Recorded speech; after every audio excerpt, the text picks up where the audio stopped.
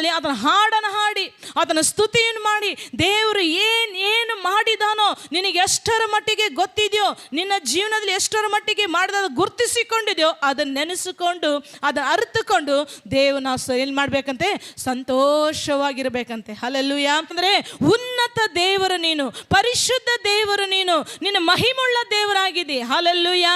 ಯಾಕಂದ್ರೆ ಆತನ ಮಹಿಮುಳ್ಳ ಅರಸನಾಗಿದ್ದಾನೆ, ಮಹಿಮೆಯಲ್ಲಿ ಐಶ್ವರ್ಯವುಳ್ಳ ದೇವರಾಗಿದ್ದಾನೆ. ಆತ ನಾವೇನು ಮಾಡಬೇಕಂತ, ಕರ್ತನಲ್ಲಿ ಸಂತೋಷಿಸಬೇಕಂತೆ. ಆ ಸಂತೋಷ ಎಲ್ಲಿ ಸಿಗಲ್ಲ, ಆ ಸಮಾಧಾನ ಎಲ್ಲಿ ಹುಡುಕಿದ್ರೂ ಸಿಗಲ್ಲ. ಹಲ್ಲೆಲೂಯಾ. ಅದಕ್ಕೆ ದಾವೀದಿಗೆ ಎಲ್ಲರೂ ಕೈ ಬಿಡಲ್ಪಟ್ಟವನಾಗಿದ್ದು ಕುರಿ ಮೇಯಿಸ್ತಾ ಇದ್ರು ಕೂಡ ದೇವರಲ್ಲಿ ಯಾವಾಗಲೂ ಕುರಿ ಮೇಯಿಸುವ ಎಲ್ಲ ಜಾಗದಲ್ಲಿ ದೇವನು ಒಂದೊಂದು ಮಾತುಗಳು ಹೇಳಿ, ಒಂದೊಂದು ಹೆಸರು ಹೇಳಿ ವರ್ಣಿಸಿ ಆತನು ಸ್ತುತಿಸುತ್ತಾ ಇದ್ದ. ಅದಕ್ಕೆ ಯಾವುದಕ್ಕೂ ಬಾರದೇ ಇರುವಂಥ ದಾವೀದನು ಮಹಿಮೆಯುಳ್ಳ ಸ್ಥಾನಕ್ಕೆ ಕುಂದಿರಿಸಿ ರಾಜನ ಅಧಿಕಾರಗಳನ್ನು ದೇವರು ನೇಮಿಸಿದ್ದನು. ಹಲ್ಲೆಲೂಯಾ.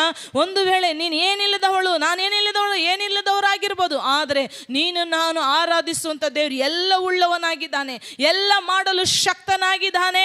ಆತ ನಿನ್ನ ಇಷ್ಟವನ್ನು ಪೂರೈಸಲು ಶಕ್ತನಾಗಿರುವಂಥ ದೇವರನ್ನು ನೀನು ಹುಡುಕುವಾಗ, ನೀನು ಸ್ತುತಿಸುವಾಗ, ಆತನ ಸನ್ನಿಧಾನದಲ್ಲಿ ಭಯಭಕ್ತಿಯಾಗಿ ನೀನು ನಿಂತುಕೊಳ್ಳುವಾಗ ದೇವರು ನನ್ನ ಇಷ್ಟಾನುಸಾರಗಳನ್ನು ನೆರವೇರಿಸಲು ಕರ್ತನು ಶಕ್ತನಾಗಿದ್ದಾನೆ. ಒಂದು ವೇಳೆ ನಿನ್ನ ಮನೆಯವರು, ನಿನ್ನ ಹೆಂಡತಿ, ನಿನ್ನ ಮಕ್ಕಳು, ನಿನ್ನ ತಂದೆ ತಾಯಿ ನಾವು ಇಷ್ಟಪಡುವಂಥ ಕೊಡದೇ ಇರಬಹುದು, ಆದರೆ ನೀನು ನಾನು ಆರಾಧಿಸುವಂಥ ದೇವರು ಕೊಡದೆ ಹಿಂಜರುಗೋದಿಲ್ಲ.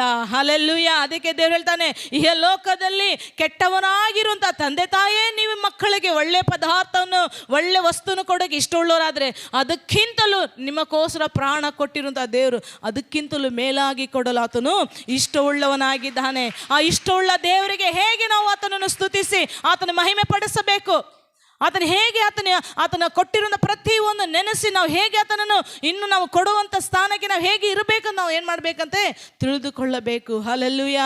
ಅಷ್ಟು ಮಹಿಮುಳ್ಳ ದೇವರು ನನ್ನ ದೇವರಾಗಿದ್ದಾನೆ. ಹಲ್ಲೆಲೂಯಾ.